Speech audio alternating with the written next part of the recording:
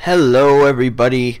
Today we got some team deathmatch on cargo. Once again using the AN94, my setup with a grip and a suppressor. It really works more often than not. It's kind of my fallback to class.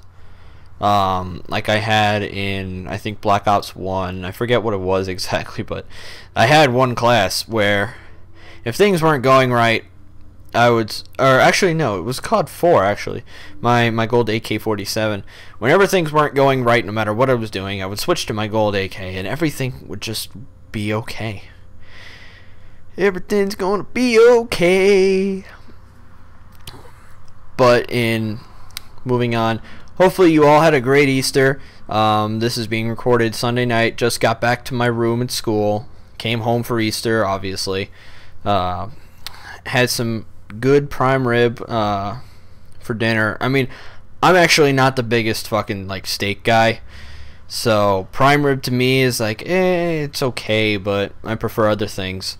You know, and some people are, you know, thinking to themselves, how the fuck does this guy not think prime rib is the greatest thing invented on earth? You know, there's other things. I'm a man of very odd tastes, very simple tastes. Prime rib, it's okay, but I prefer the other things that I ate with it over the meat itself.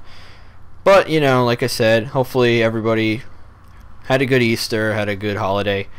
I'm sitting down right now, about to watch the first game of the Major League Baseball season tonight. It's starting right now. The pre-game's going on right now. It's about 8 o'clock. The Rangers and the Astros first time are going to be in the American League, and they could possibly set the record for the worst season ever by a team, because now that they're in the American League, they're not facing good pitching, they're facing good hitting, and they are going to get destroyed in the Western Division, which is, I believe, where they went. So, you know, playing the Rangers the first game of the year, the first series, the Rangers obviously having great success in the last few years, going to the World Series twice, and then last year losing in the not even making the playoffs, because the A's put on such an amazing run at the end of the year to squeeze out the West title, and the Orioles got the wild card. So the Rangers were one and done. I think they played the Orioles in that one game playoff and lost. So this is going to be a rebound year for them. They have a great staff, a great lineup going on. And you can expect a really tight race in the AL West. Same in the AL East. It's a five-team race now in the AL East between, you know, the Blue Jays, Orioles, Yankees, Rays, and Red Sox. And everybody's saying the Red Sox are going to finish last, but I guess I agree with them. But I have the Blue Jays winning the division. The Yankees coming in second. Hopefully that's the way it goes. I mean, hopefully the Yankees win the division, but I really don't think that's going to happen this year, if you want my honest, like, objective opinion. The Yankee fan in me says we're going to win the division by 10 games and we're going to clinch home field advantage. That's not going to happen.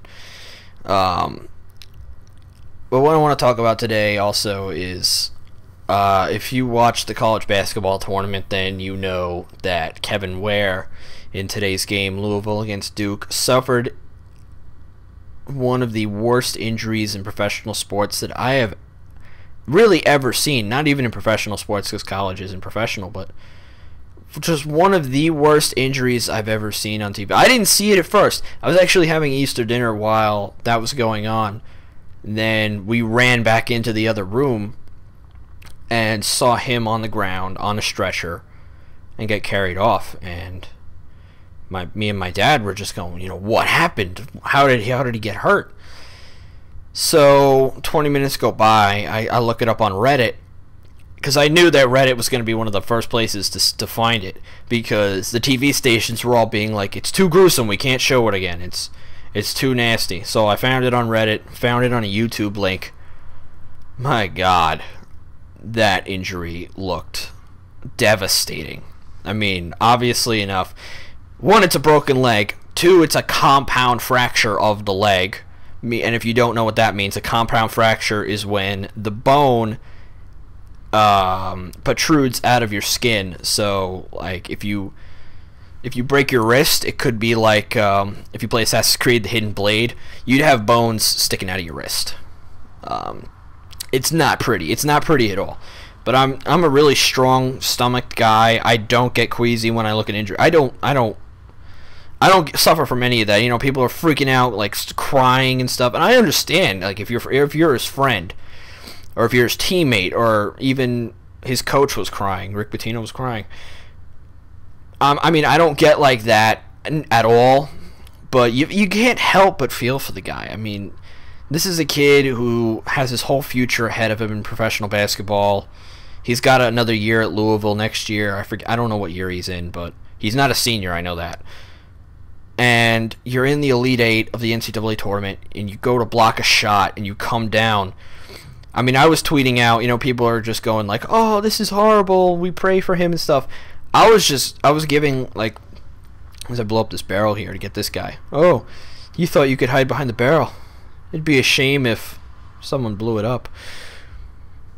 I was tweeting out, it was physics in motion, and it was so horrible how he came down completely wrong, and his bone could not support his weight combined with the angle that he was coming down, and that was literally a worst case scenario. If you have seen the injury, then you know what I'm talking about. If you haven't, and you're a queasy person and you don't like blood, and blood, there was no blood, but I mean, if you're a queasy person, I would advise not to watch this.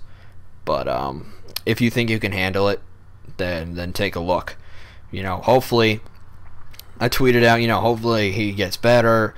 This is going to be a really long process. This is a really serious, possibly career-ending surgery that he's having. If they do it right, he could be back next year, or he could be there the year after in the draft. I don't know what's going on with him, but you know, hats off to him. Hopefully he has a great rehab, and he'll be back soon. Drop a like, drop a comment, and stay frosty.